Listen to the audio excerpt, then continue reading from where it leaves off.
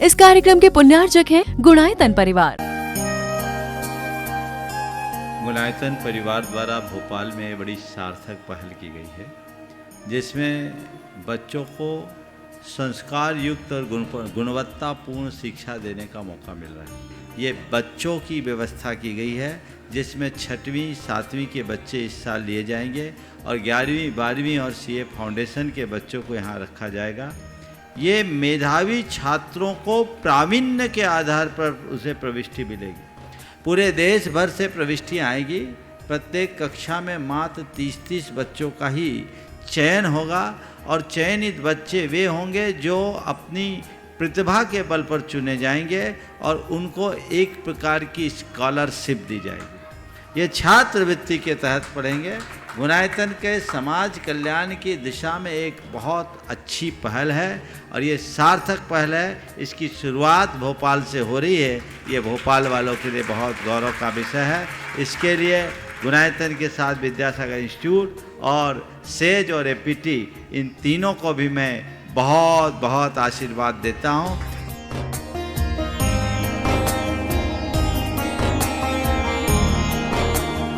एक आदर्श और व्यवस्थित दिनचर्या का लक्ष्य प्राप्ति में बहुत बड़ा योगदान होता है।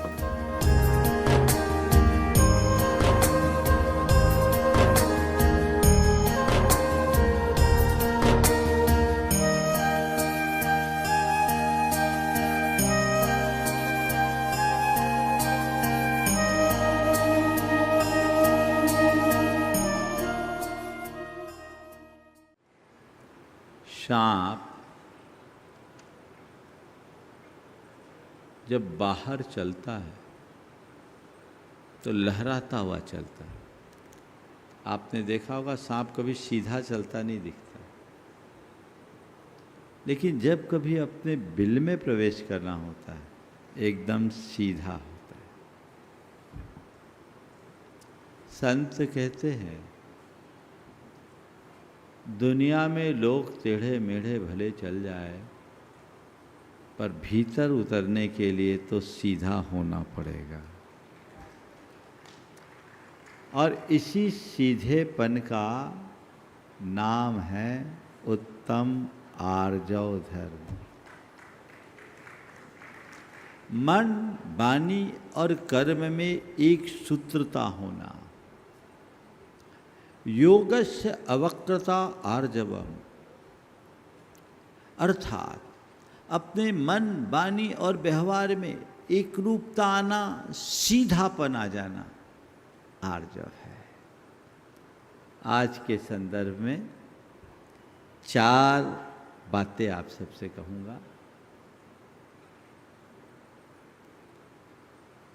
सोचो सीधा, बोलो सच्चा, चलो सीधा, बनो सच्चा। क्या बोला? सोचो सीधा, बोलो सच्चा, चलो सीधा, बनो सच्चा। आर्जव धर्म का ये सार है। मनुष्य एक ऐसा प्राणी है जिसके पास परिपक्व सोच है। जैसी सोच और विचार की शक्ति मनुष्य के पास है, पूरे प्राणी जगत में किसी अन्य के पास नहीं। लेकिन सोचना और बात है और सोचने की दिशा और बात। अपनी सोच का अंतर विश्लेषण करके देखें, हम कैसा सोचते हैं, सीधा या टेढ़ा। मनुष्य की सोच उसके जीवन को निर्धारित करती है।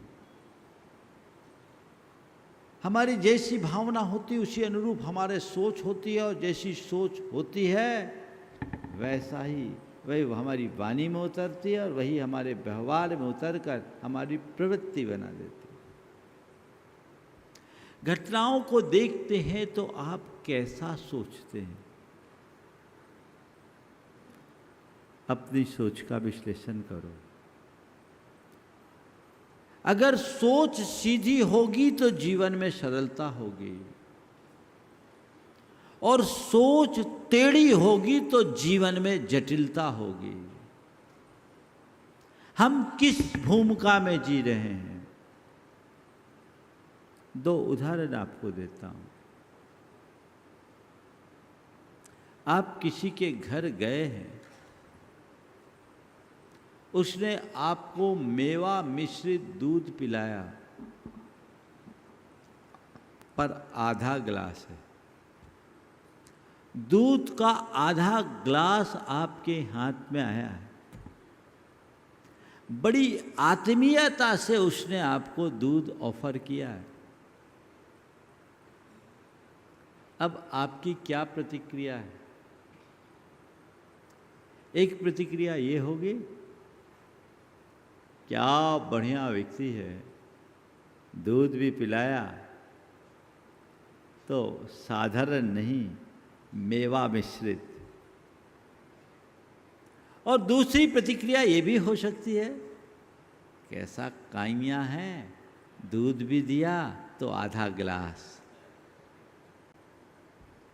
बोलो, मैं मान लूं आप लोग नंबर 1 के लोग हैं, 2 नंबरी तो काम ही नहीं है, मान लो।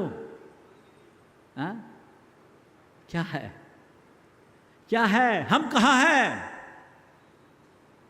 बस इसे ही बदलना है। सोच की दिशा बदलो। सीधी सोच और टेढ़ी सोच, यदि हम निस्वार्थ भाव से, उदार वृत्ति से, सकारात्मक दृष्टि से और सद्भावना पूर्वक कुछ सोचते हैं, तो वो सीधी सोच की श्रेणी में आती है। इसकी जगह स्वार्थ भाव से, दुर्भावना पूर्वक, नकारात्मक दृष्टि से, लोभ लालच में फंस कर कुछ सोचते हैं, तो वह टेढ़ी सोच है। पड़ताल करें, मेरी सोच का लेबल कैसा है? मैं कैसा सोच रहा हूं, किधर सोच रहा हूं? मेरे अंदर उदारता है, मेरे अंदर सद्भावना है, मेरे अंदर सकारात्मकता है? अगर ये है तो मुझे तसल्ली रखना है, और यदि इससे उल्टा है तो अभी मुझे बहुत काम करना है। सोच के लेवल को बदले बिना आर्जव नहीं आएगा। हम लोग बात सरलता की करते हैं, और सरलता की बात जितनी सरल है, सरल बनना उतना ही कठिन है। हमारी सोच सीधी होगी कब? जब हमारी दृष्टि आत्म केंद्रित होगी। अपनी आत्मा को पहचानो, मैं कौन हूं, मेरा क्या है, इसे जानो। थोड़ा सोचो, छल कपट, धोखाधड़ी, विश्वासघात या मायाचारी लोग क्यों करते हैं? ये सब क्यों करते हैं? कभी आपने सोचा? नहीं सोचा। क्यों करते हैं? ये सब क्यों करते हैं? केवल इसलिए क्योंकि हम अपनी बाहरी दुनिया को सजाना चाहते हैं। हम बाहरी चमक को बढ़ाना चाहते हैं। हमें ऐसा लगता है कि बाहर से हम जितने साधन संपन्न होंगे, हम उतने समर्थ होंगे। हमारे पास पैसा बढ़ेगा, हमारा पावर बढ़ेगा, हमारी प्रेस्टीज बढ़ेगी, हमारी पहचान बढ़ेगी, है ना? लेकिन ये सब तो ऊपर के जंजाल है। जिस दिन अपने असली स्वरूप को पहचानने लोगे, तो तुम्हें ये बात अच्छे से समझ में आने लगेगा कि जो भीतर का है उसमें ना कुछ बनने जैसा है और न ही बिगड़ने जैसा है। वो जो है सो है। मैं जिसे सजाने संवारने में लगा हूं, मैं जिसके पीछे पागल हूं, वो मेरा है ही नहीं और मेरा हो भी नहीं सकता। जिस दिन इस सच्चाई को पहचान लोगे, तुम्हारी दृष्टि बदलेगी और दृष्टि बदलते ही चिंतन की धारा परिवर्तित हो जाएगी। मैं क्यों करूं? एक सज्जन मेरे संपर्क में एक उच्च अधिकारी के पद से रिटायर हुए।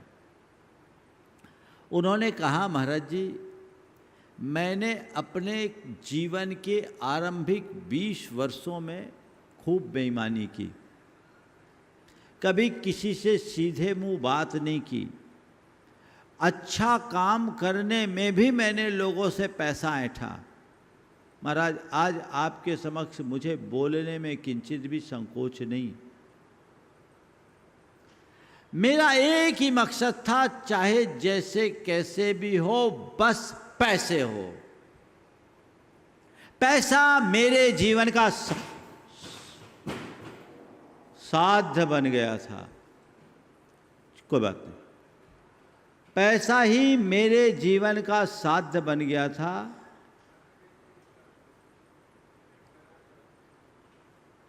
मैं पैसे को ही सर्वस्व मानने का भ्रम रखा था। महाराज, मैंने पैसा भी कमाया और मेरी पहचान एक रुतबे वाले अधिकारी के रूप में बन गई। पर महाराज, क्या कहूं, एक घटना ने मेरे जीवन की दिशा बदल दी। महाराज, इकलौता बेटा, जिसने, जो शुरू से गोल्ड मेडलिस्ट था, जिसने ऑनर्स में इंजीनियरिंग की पढ़ाई पूरी की, सब कुछ अच्छा हुआ, पर महाराज कुछ दबाव उसके मस्तिष्क पर ऐसा पड़ा कि वो पागल हो गया। उसकी हालत पूर्णतः विक्षिप्त हो गई। वो महाराज पूरी रात चिल्लाता है, किसी को सोने नहीं देता, सारा मोहल्ला हलाकान है। मुझे लगता है कि मैंने किसके लिए ये सब जोड़ा। मैंने सब तरफ इलाज करा लिया, महाराज कोई इलाज नहीं। एक प्रकार से वो पागल करार हो गया। इतना प्रतिभाशाली बच्चा, गोल्ड मेडलिस्ट, वो पागल हो गया। और एक ही बेटा, दूसरी कोई संतान नहीं। मुझे लगता है कि मैंने किसके लिए हाथ काला किया। महाराज, मुझे तो अब अंदर से ऐसा लगने लगा कि ये मेरे ही पापों का फल है। आप लोग कहते हो कि मनुष्य को अपने कृत कर्मों को भुगतना ही पड़ता है। पहले ये बात मुझे समझ में नहीं आती थी, पहले ये बात मुझे समझ में नहीं आती थी, अब मुझे समझ में आने लगा। मैंने ये जान लिया कि मेरा कर्म मुझे इसी भाव में मिल गया, फल गया। इस भाव में न भी मिले तो अगले भाव में तो जरूर मिलेगा। एक जन्म में ना सही, पर भाव में मिलता है। अपने अपने कर्मों का फल सबको मिलता है। ये लाइनें आप रोज दोहराते हैं। इसने उनकी दिशा बदल दी। मैं आपसे पूछता हूं, यदि ये बात मन मस्तिष्क में अंकित हो जाए तो क्या तुम छल कपट बेईमानी करने की इच्छा रखोगे? कोई पापाचार और पाखंड रचने का प्रयास करोगे? किसके लिए, जब मेरा कुछ है नहीं और मेरा कोई है नहीं? सोचो सीधा उस आत्मा पर दृष्टि केंद्रित करते ही जीवन बदल जाता है। तो पहली बात क्या है? सोचो सीधा, भीतर से जुड़ो। ये बाहर का तो केवल जंजाल है, ऊपरी चमक अल्पकालिक, क्षण भंगुर, नश्वर और विनाशिक, कब मिट जाए कोई पता नहीं। आप लोग कहते जीवन है पानी की बूंद, कब मिट जाए रे, बोलते हो, दूसरों को सुनाते हो, मानते तो कोई हो ही नहीं। इस सच्चाई को जानो, चलो सोचो सीधा, फिर बोलो सच्चा। बोलो सच्चा यानी सत्यवाणी ही नहीं, अपनी वचनों में प्रामाणिकता। आजकल लोगों के वचनों की कोई प्रामाणिकता नहीं। व्यक्ति तो झूठ बोलने की मशीन बन गया। 2 दिन बाद भले सत्य धर्म की पूजा करोगे, कोई ईमान नहीं, कोई प्रामाणिकता नहीं। कभी भी कुछ भी बोल दो और पलट जाओ।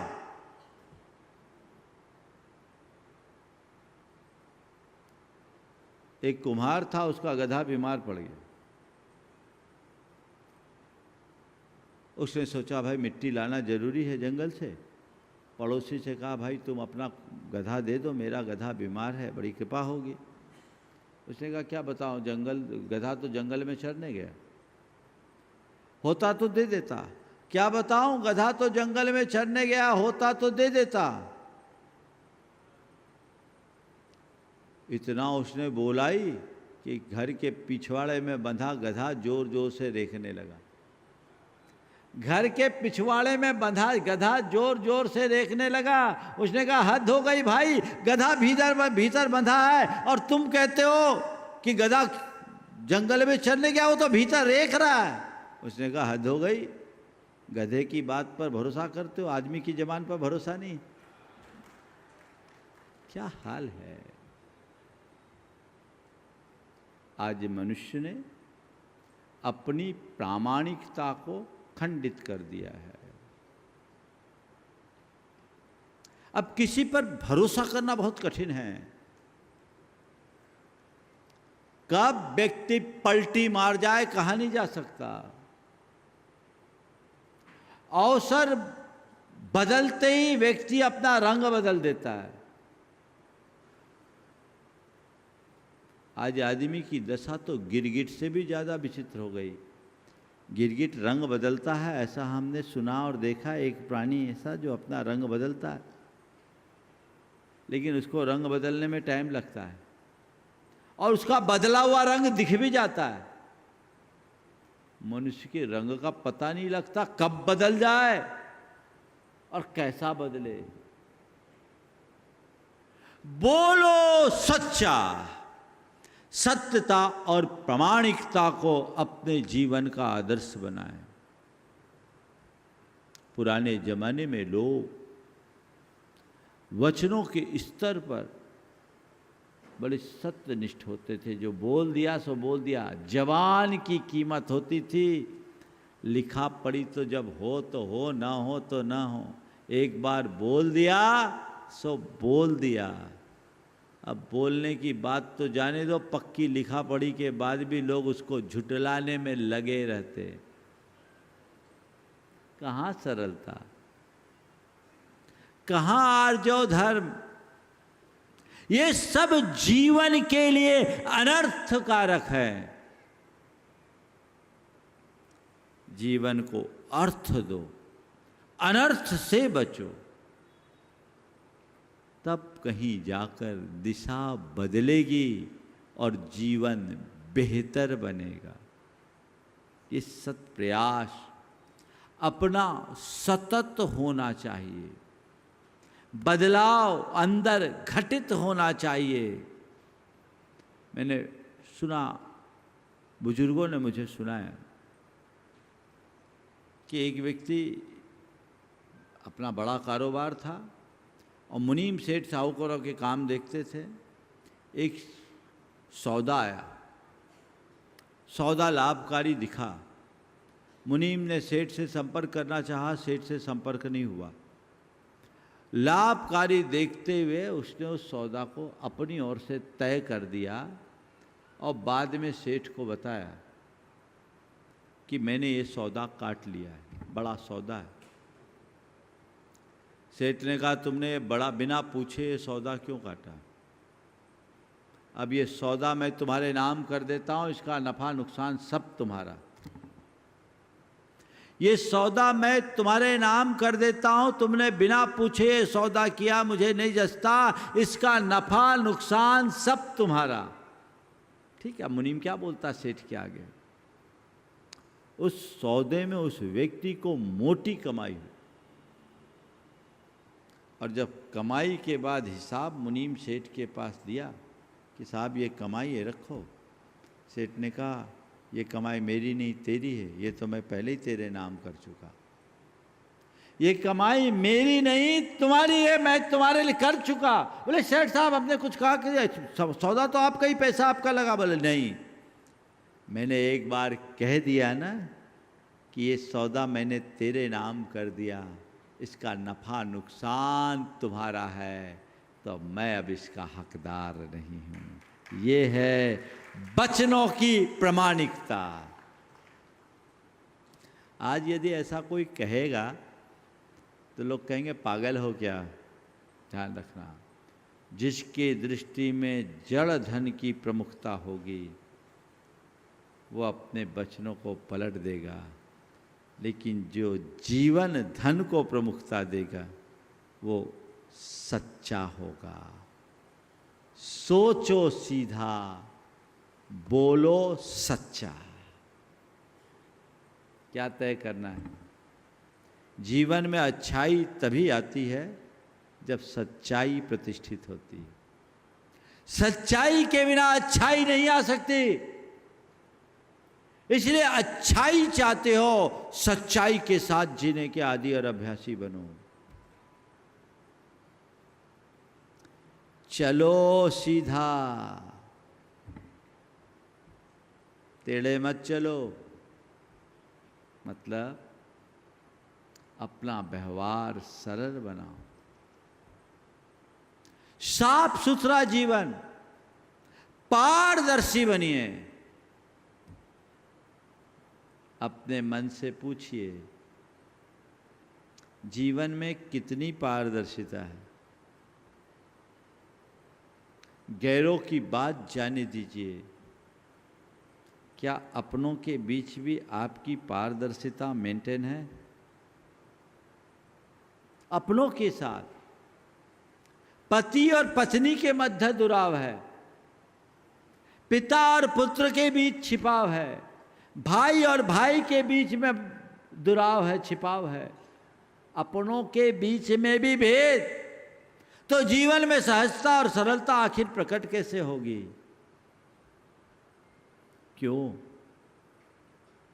जीवन के सत्य को भूलकर हमने कृत्रिमता को आत्मसात कर लिया। अर्थ प्रमुख बन गया, परमार्थ गौण हो गया। ये हमारे जीवन के साथ अनर्थ है। इस अनर्थ से बाहर निकलने की जरूरत है। क्या पता किस पल कब क्या घटना घट जाए, एक झटके में सारा खेल बदल जाता है। पर ये दुनिया है जो उसी रौ में बह रही है। लोग शॉर्ट टर्म गेन को देखते हैं, अपने दीर्घकालिक हितों की उपेक्षा करके। दीर्घकालिक हितों की उपेक्षा करके होने वाला अल्पकालिक लाभ में भला नहीं है, वो लाभ भी नुकसान है। तय कर लीजिए आज की आर्जव धर्म के दिन, मैं सीधा सोचूंगा, सच्चा बोलूंगा, सीधा चलूंगा, टेढ़ा मेढ़ा काम नहीं, स्पष्ट, कुटिलता मुक्त जीवन, कृत्रिमता मुक्त जीवन। मैं अपने जीवन में न किसी प्रकार का बनावट, किसी प्रकार की बनावट रखूंगा, न किसी की प्रकार की सजावट करूंगा। बस जो है वो करूंगा, उसमें बदलावट लाऊंगा। अपने आप को बदलिए, सोच की धारा बदलिए। अब मुझे सीधा चलना है, घुमा करके काम क्यों करो।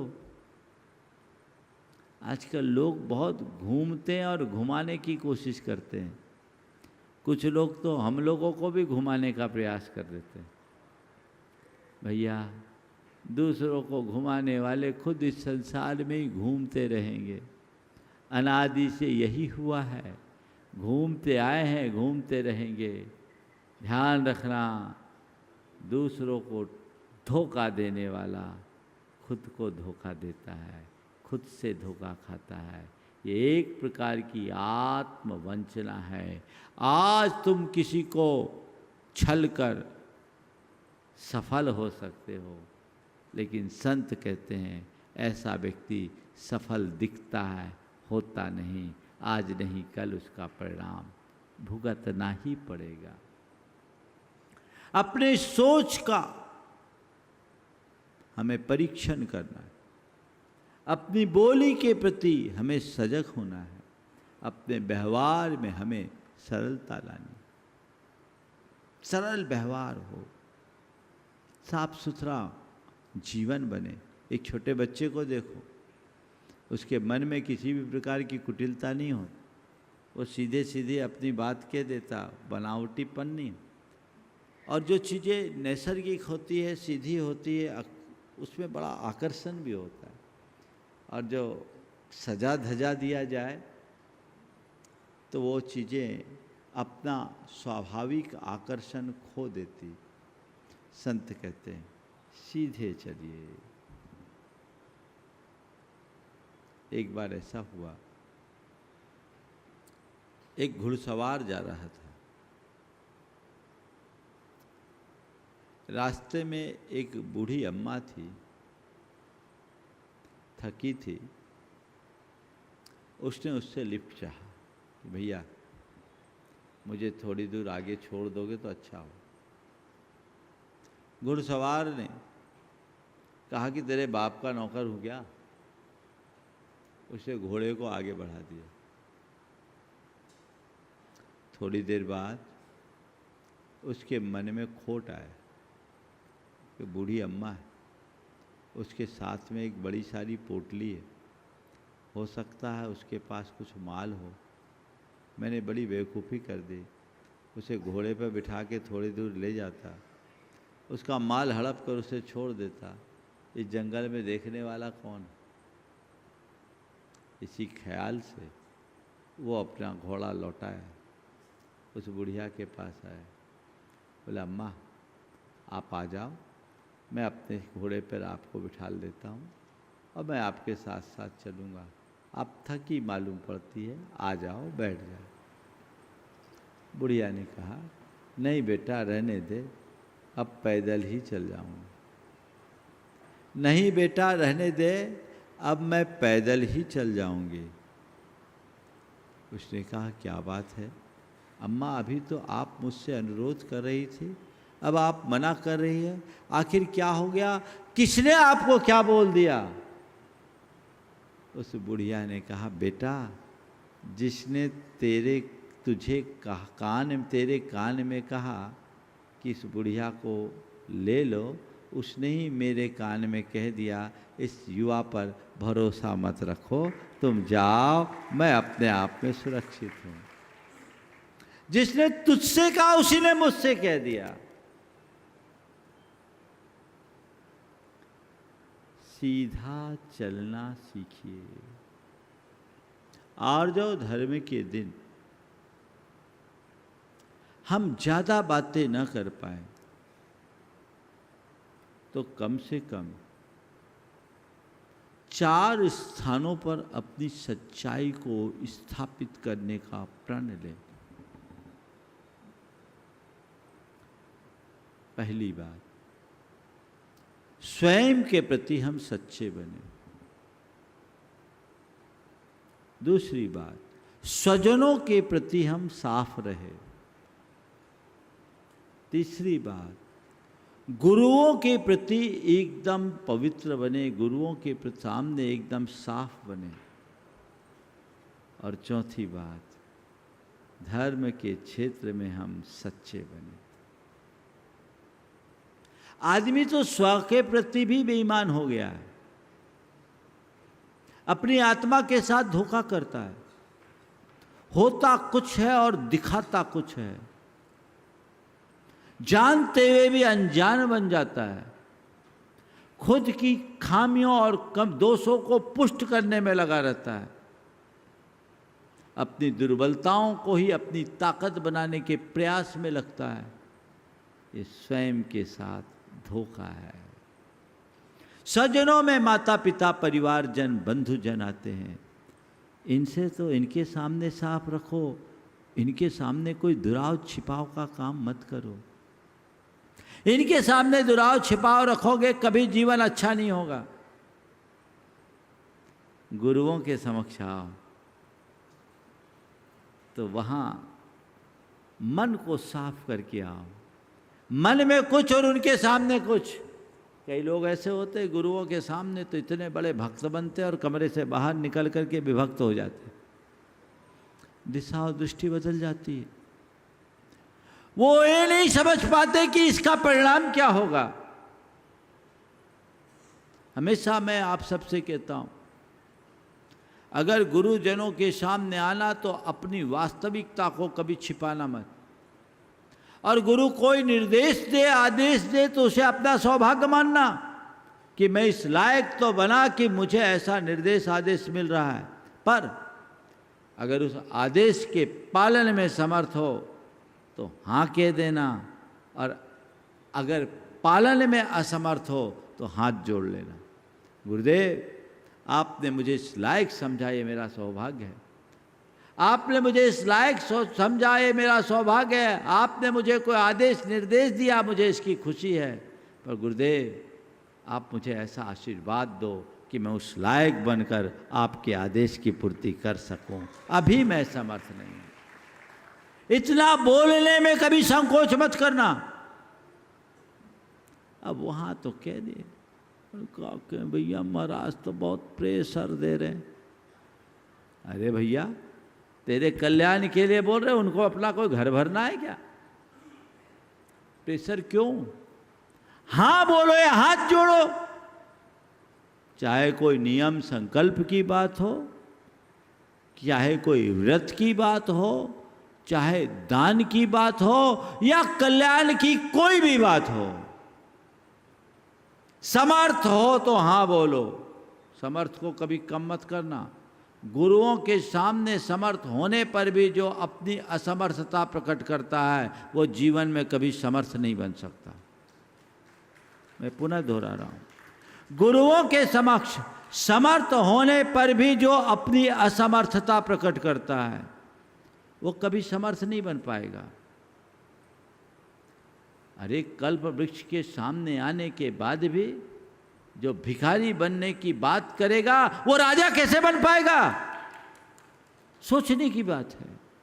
समर्थ हो तो उसे कभी छिपाना नहीं, अपनी सामर्थ्य को कभी कम मत करना, और सामर्थ्य की कमी हो तो संकोच मत करना। स्थिति स्पष्ट। गुरुदेव, इस लायक बनने लायक आशीर्वाद दो, आप ऐसा आशीर्वाद दो कि मैं ऐसा कर सकूं। कल एक भाई मेरे पास आया, बोला महाराज मेरा जीवन समर्पित है और मैं चाहता हूं कि पूरे जीवन में बढ़ चढ़ करके करता रहूं, ऐसा कोई काम ना हो जिसमें मैं पीछे रहूं। आप ऐसा आशीर्वाद दो। महाराज मैं धीरे धीरे जो भी बने मैं करना चाहता हूँ। आज आपके चरणों में भाव व्यक्त करता हूँ। खुद से आके बोला, ये भी एक भाव, मैं कर सकूं, उस लायक बन सकूं। ऊंचा भाव रखने वाला ही ऊंचा उठता है। ये बात सदैव रखना। और धर्म क्षेत्र में दोहरापन मत करना।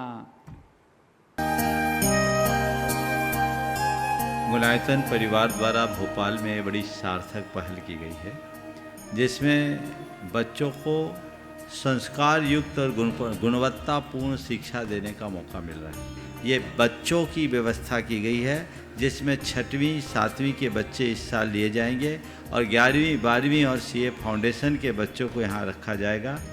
ये मेधावी छात्रों को प्रावीण्य के आधार पर उसे प्रविष्टि मिलेगी। पूरे देश भर से प्रविष्टियाँ आएगी। प्रत्येक कक्षा में मात्र 30-30 बच्चों का ही चयन होगा और चयनित बच्चे वे होंगे जो अपनी प्रतिभा के बल पर चुने जाएंगे और उनको एक प्रकार की स्कॉलरशिप दी जाएगी। ये छात्रवृत्ति के तहत पढ़ेंगे। गुणायतन के समाज कल्याण की दिशा में एक बहुत अच्छी पहल है और ये सार्थक पहल है। इसकी शुरुआत भोपाल से हो रही है। ये भोपाल वालों के लिए बहुत गौरव का विषय है। इसके लिए गुणायतन के साथ विद्यासागर इंस्टीट्यूट और सेज और एपीटी, इन तीनों को भी मैं बहुत बहुत आशीर्वाद देता हूँ।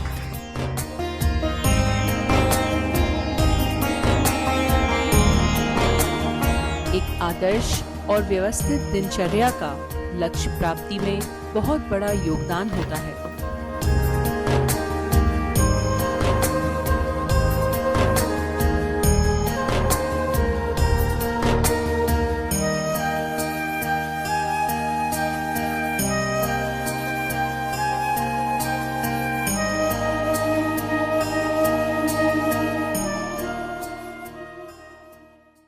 इस कार्यक्रम के पुण्यार्जक थे गुणायतन परिवार।